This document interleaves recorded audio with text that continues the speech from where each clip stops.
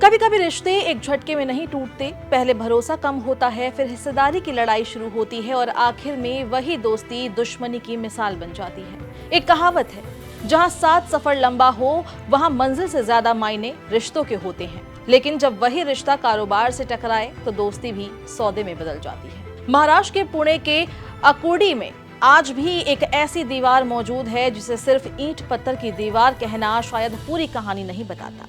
एक समय इसी इलाके में बजाज और फिरोदिया परिवार के लोग एक दूसरे से मिलने के लिए मैदान पार कर लिया करते थे। जरूरत पड़ती तो सलाह लेते, साथ काम करते और कारोबार को आगे बढ़ाते। लेकिन फिर ऐसा क्या हुआ कि वही दो परिवार एक दूसरे के सबसे बड़े कारोबारी प्रतिद्वंदी बन गए? क्या सिर्फ शेयर खरीदने की कोशिश ने 20 साल पुरानी साझेदारी तोड़ दी? राहुल बजाज और नवल के फिरोदिया के बीच आखिर टकराव कहां से शुरू हुआ? बजाज ऑटो और बजाज टेम्पो की लड़ाई शेयर बाजार से सुप्रीम कोर्ट तक कैसे पहुंची और क्यों दशकों बाद भी दोनों कंपनियों के बीच की कहानी भारतीय कॉर्पोरेट इतिहास की सबसे दिलचस्प लड़ाइयों में गिनी जाती है? आज की कहानी इन्हीं सवालों के जवाब देगी। ये कहानी है बजाज फैमिली और फोर्स मोटर वाले फिरोदिया परिवार की।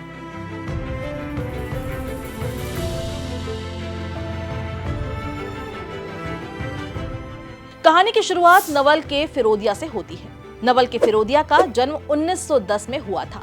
ये मूल रूप से अहमदनगर के वकील थे और गांधीवादी विचारधारा से प्रभावित थे। 1942 के भारत छोड़ो आंदोलन के दौरान उन्होंने पुणे की यरवदा सेंट्रल जेल में भी समय बिताया। 1920 के दशक में कांग्रेस के जरिए उनकी मुलाकात बजाज परिवार के जमना लाल बजाज से हुई। आजादी के बाद फिरोदिया बजाज ग्रुप से जुड़ गए और एक समय ऐसा भी था जब फिरोदिया बचराज ट्रेडिंग में सिर्फ 500 रुपए महीने की नौकरी करते थे। लेकिन आने वाले वर्षों में यही व्यक्ति भारतीय ऑटोमोबाइल कारोबार की एक महत्वपूर्ण कहानी का हिस्सा बनने वाला था। जब बजाज ग्रुप ने भारत में स्कूटर और ऑटो रिक्शा बनाने के लिए विदेशी कंपनियों के साथ काम शुरू किया तो फिरोदिया ने इसमें अहम भूमिका निभाई थी। शुरुआती दिनों में दोनों कंपनियों का काम अलग अलग जगह से होता था। अगस्त 1957 में बजाज टेम्पो को जर्मन तकनीक के इस्तेमाल से 3 व्हीलर बनाने के लिए प्रमोट कर दिया गया। बाद में यही कारोबारी रिश्ता आगे चलकर बजाज टेम्पो की पहचान बना। उधर बजाज ऑटो का सफर भी आगे बढ़ रहा था। भारत का पहला वेस्पा मुंबई के बाहरी इलाके गोरेगांव की एक गैराज जैसी जगह से निकला और बाद में कंपनी का मैन्युफैक्चरिंग प्लांट कुर्ला में आया। आगे चलकर दोनों कंपनियों के प्लांट पुणे के आकुर्डी में बने। दोनों के बीच एक घास का मैदान था। उस वक्त शायद किसी ने सोचा भी नहीं होगा कि यही मैदान आगे चलकर दो परिवारों के बीच बढ़ती दूरी का प्रतीक बन जाएगा, क्योंकि समय के साथ उस मैदान के बीच एक दीवार खड़ी हो गई। अब इस कहानी में अगला बड़ा नाम है राहुल बजाज। राहुल बजाज ने जब कारोबार में कदम रखा तो उनकी पहली नौकरी डिप्टी जनरल मैनेजर की थी। उनके पास प्रोडक्शन को छोड़कर कंपनी के कई महत्वपूर्ण काम थे, जैसे परचेजिंग, मार्केटिंग, सेल्स, फाइनेंस और ऑडिट। और दिलचस्प बात यह थी कि उस समय उनके बॉस कोई और नहीं बल्कि नवल के फिरोदिया थे, जो बजाज ऑटो के चीफ एग्जीक्यूटिव और बजाज टेम्पो के मैनेजिंग डायरेक्टर थे। यानी एक तरफ पुरानी दोस्ती और साझेदारी थी, वहीं दूसरी तरफ नई पीढ़ी कारोबार की कमान संभाल रही थी। यहीं से रिश्तों में दरार की शुरुआत मानी जाती है। माना जाता है कि 1967 के आसपास फिरोदिया परिवार ने बजाज ऑटो के शेयर बाजार से खरीदने शुरू किए। उनका मकसद कंपनी में अपनी पकड़ मजबूत करना था। जब राहुल बजाज को इसकी जानकारी मिली तो उन्हें ये बात पसंद नहीं आई, क्योंकि कमर्शियल कामकाज राहुल बजाज देखते थे। इसलिए जब खरीदे गए शेयर ट्रांसफर के लिए उनके पास आए तो उन्होंने ट्रांसफर से इनकार कर दिया। यही वो मोड़ था जिसके बाद की घटनाओं ने एक बड़े कॉर्पोरेट संघर्ष में बदल दिया। फिर आया 1968। सितंबर 1968 आते आते ये दोस्ती पूरी तरह टूट गई। राहुल बजाज ने बजाज टेम्पो से इस्तीफा दे दिया और एनके फिरोदिया ने बजाज ऑटो से। दोनों कंपनियों का बंटवारा हो गया।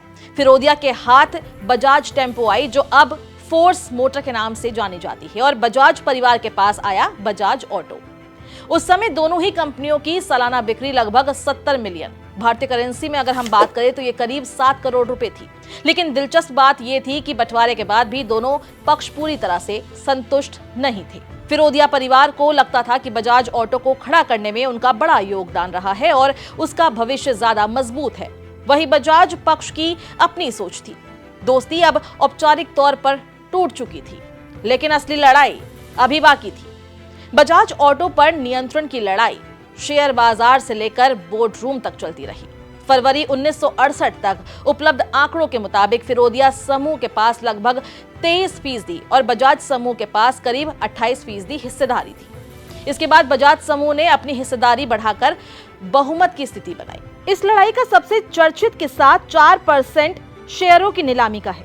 ये शेयर LIC और UTI जैसी वित्तीय संस्थाओं के पास थे। उस समय शेयर का मार्केट प्राइस 260 रुपए था। फिरोदिया ने 262 रुपए 50 पैसे प्रति शेयर की बोली लगाई, लेकिन दूसरी तरफ राहुल बजाज ने बेहद आक्रामक रुख अपनाते हुए सीधे 411 रुपए की बोली लगा दी। ये देखकर फिरोदिया ये कहते हुए नीलामी से बाहर हो गए कि उनके पास फेंकने के लिए पैसे नहीं हैं। मामला इतना गंभीर हुआ कि शेयर ट्रांसफर को लेकर विवाद सुप्रीम कोर्ट तक पहुंचा। सुप्रीम कोर्ट का 1970 का फैसला इस पूरे विवाद के इतिहास में बेहद महत्वपूर्ण है। अदालत ने शेयर ट्रांसफर रोकने के लिए बजाज ऑटो के बोर्ड के फैसले को सही नहीं माना और कहा कि निर्देशकों को कंपनी और शेयर धारकों के हित में निष्पक्ष तरीके से अपने अधिकारों का इस्तेमाल करना चाहिए। यानी कारोबार की ये लड़ाई अब अदालत के रिकॉर्ड का भी हिस्सा बन चुकी थी।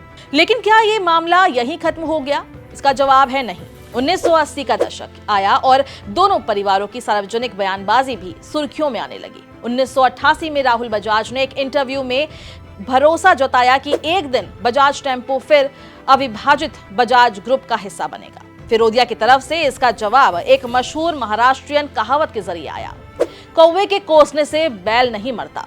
एक समय जो परिवार एक दूसरे से सलाह लेने के लिए मैदान पार करते थे, उनके बीच अब सार्वजनिक बयान भी तंज में बदल चुके थे। और फिर आया 1990 का दशक। दशकों की इस लड़ाई में शेयर होल्डिंग सबसे बड़ा हथियार बनी रही। फिरोदिया समूह की बजाज ऑटो में हिस्सेदारी लंबे समय तक इतनी महत्वपूर्ण थी कि विशेष प्रस्तावों के मामले में उसका असर पड़ता था। लेकिन 1990 के दशक की शुरुआत में विस्तार की जरूरतों को पूरा करने के लिए फिरोदिया समूह को बजाज ऑटो के कुछ शेयर बेचने पड़े। उनकी हिस्सेदारी घटकर करीब 13% रह गई। वहीं दूसरी तरफ बजाज टेम्पो में भी समीकरण बदल रहे थे। 1991 से 1992 में जब बजाज टेम्पो के टेकओवर का खतरा दिखाई दिया तो राहुल बजाज ने बाजार से लगभग 3% और शेयर खरीदे। इसके बाद बजाज, फिरोदिया और जर्मन कंपनी डेमलर बेंज तीनों के पास कंपनियों के करीब 26% हिस्सेदारी हो गई, जबकि बाकी करीब 22% शेयर पब्लिक के पास थे। अब कहानी में एक और दिलचस्प मोड़ आता है। क्या राहुल बजाज सचमुच बजाज टेम्पो को खरीदना चाहते थे? 1993 में बजाज टेम्पो ने डेमलर बेंज को अपने अधिकार फिरोदिया के पक्ष में छोड़ने के लिए राजी कर लिया। इसके बाद 1995 तक फिरोदिया परिवार की हिस्सेदारी करीब 36%, बजाज की 26% और डेमलर बेंज की 16% हो गई।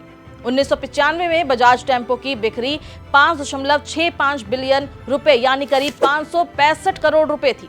इस समय तक राहुल बजाज समझ चुके थे कि कंपनी को टेक ओवर करना आसान नहीं था, लेकिन फिर सवाल था, अब टेक ओवर की संभावना कम थी तो 26% हिस्सेदारी क्यों रखी गई? राहुल बजाज का जवाब भी अपने अंदाज में था, ये एक अच्छा इन्वेस्टमेंट है। फिरोदिया कंपनी बहुत अच्छा चलाते हैं, जब भी मैं अपने शेयर बेचूंगा अच्छा मुनाफा कमाऊंगा। यानी जिस हिस्सेदारी ने कभी दोनों परिवारों को आमने सामने खड़ा किया था, वही हिस्सेदारी बाद में एक निवेश भी बन गई। लेकिन तनाव पूरी तरह खत्म नहीं हुआ।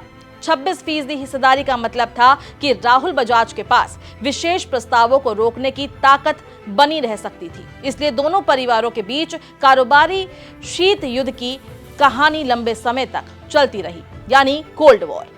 और ये कहानी सिर्फ दो कंपनियों की नहीं थी, ये उस दौर के भारतीय कारोबार की कहानी थी जब परिवार, दोस्ती, हिस्सेदारी, नियंत्रण और महत्वाकांक्षा सब एक ही बोर्ड रूम में आमने सामने आ जाते थे। एक तरफ नवल के फिरोदिया थे, जिन्होंने शुरुआती दौर में बजाज समूह के साथ काम किया, ऑटोमोबाइल कारोबार को आगे बढ़ाने में भूमिका निभाई और फिर उसी समूह से अलग होकर अपनी कंपनी को आगे बढ़ाया। वहीं दूसरी तरफ राहुल बजाज थे, जिन्होंने कम उम्र में कारोबार के कमर्शियल हिस्से की जिम्मेदारी संभाली और बाद में बजाज ऑटो को एक अलग दिशा में आगे बढ़ाया। एक तरफ बजाज ऑटो, दूसरी तरफ वो कारोबार जो बजाज टेम्पो के नाम से शुरू हुआ और आगे चलकर फोर्स मोटर बना। समय के साथ दोनों कंपनियों के कारोबारी रास्ते अलग हो गए। 2014 में बजाज समूह ने फोर्स मोटर में अपनी बची हुई हिस्सेदारी का बड़ा हिस्सा बेच दिया था और उस समय दोनों परिवारों के बीच रिश्तों को व्यक्तिगत स्तर पर सौहार्दपूर्ण बताया गया था। फिरोदिया परिवार ने जहां फोर्स मोटर के रूप में कमर्शियल व्हीकल मार्केट में अपनी एक अलग और मजबूत पहचान बनाई, वहीं राहुल बजाज के नेतृत्व में बजाज ऑटो ने देश के हर घर के आंगन में हमारा बजाज बनकर इतिहास रच दिया। इस वीडियो में बस इतना ही। अगर आपको ये वीडियो पसंद आई है, इसको लाइक और शेयर करें। देश और दुनिया की तमाम अपडेट्स के लिए दैनिक जागरण को आज ही सब्सक्राइब करें।